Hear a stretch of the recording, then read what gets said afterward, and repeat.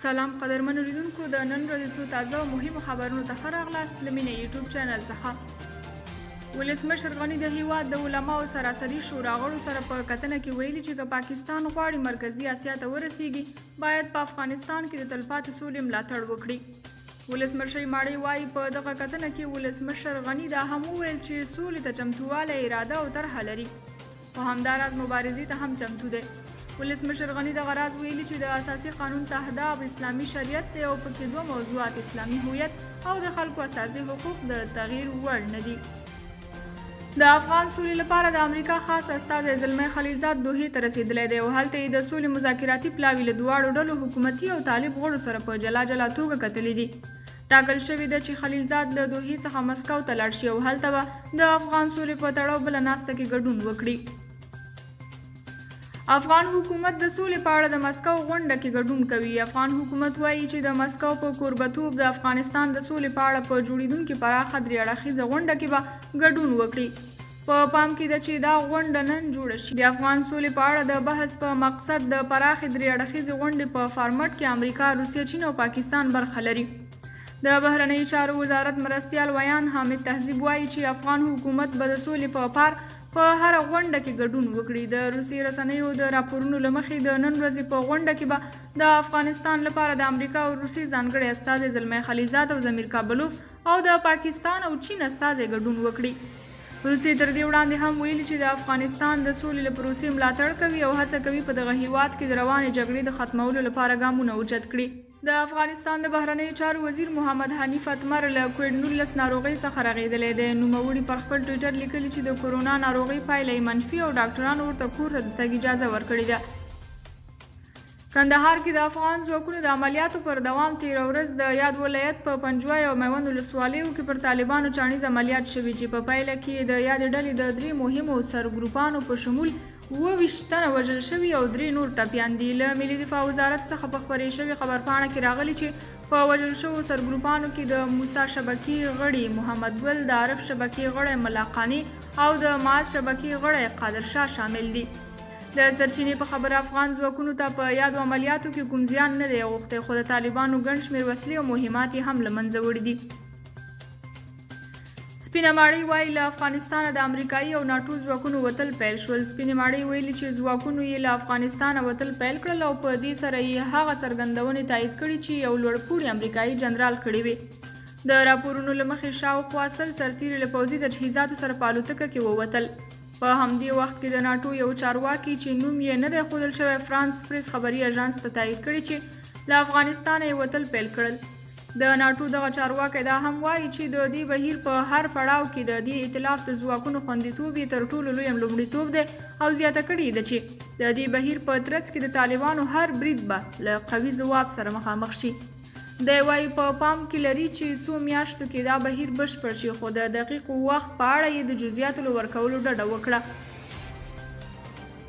ویلسن وایي مخکې مو درک کړې وه چې افغان جګړه کې نشو بریالي کېدی. په کابل کې د امریکا سرپرست سفیر وایي چې امریکا له څو کلونو راهیسې دې پایلې ته رسېدلې وه چې د افغانستان جګړه یو بندښت ته رسېدلې ده او امریکا به په دغې جګړه کې بریالي نشي.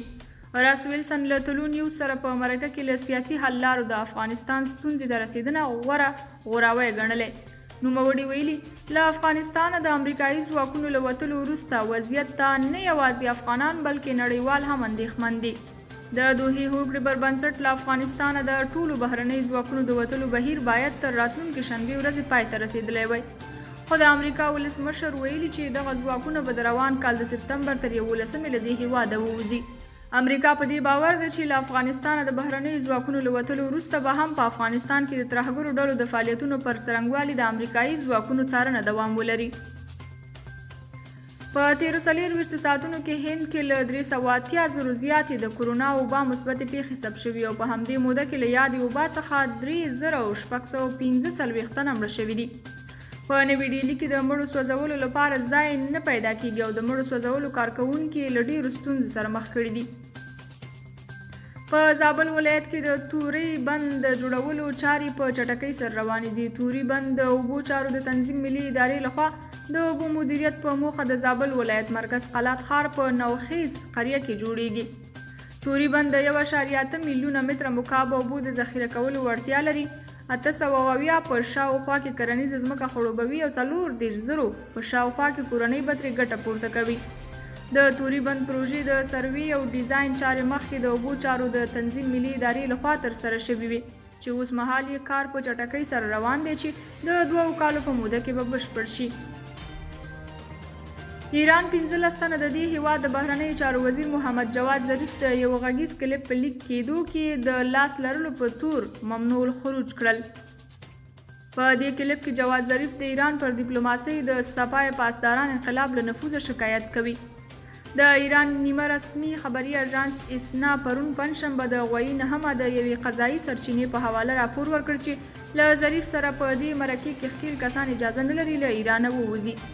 په دې کلیپ کې چې د اپریل پر 15مه د ایران انټرنیشنل فارسي ژبې خبري اژانس لخوا خپور شو، ظریف ویلي چې د ایران پر بهرنی سیاسي نفوذ نه لري. د دې کلیپ خپرېدو په ایران کې توندلاري په غوسه کړي او هغه یې د جاسوسۍ یو اقدام بللی دی. د طالبانو د سیاسي دفتر ویان ډاکټر نعیم وایي چې ملا برادر او ورسره هیات د سولې لپاره د امریکا ځانګړی استازی ډاکټر خلیلزاد او ورسره پلاوي سره وکتل. په دې کتنه کې دواړو خواو د افغانستان په اوسني وضعیت د سولې په روانې پروسې او اړوند موضوعاتو خبرې وکړې. ننګرهار په سږ کال د هیواد په سطحه شفتالو تولید کړي. د ننګرهار ولایت په 15 ولسوالیو کې په نږدې 309 شپې تجربه ځمکه د شفتالو باغونه کرل شوي چې 1880 جریبه یې په حاصل راغلي او د اټکل له مخې به ترې سږ کال 15,540 ټنه حاصلات ترلاسه او له امله به یې شاوخوا 3,000 کسانو ته په مستقیم او غیر مستقیم ډول کاري فرصت هم برابر شي.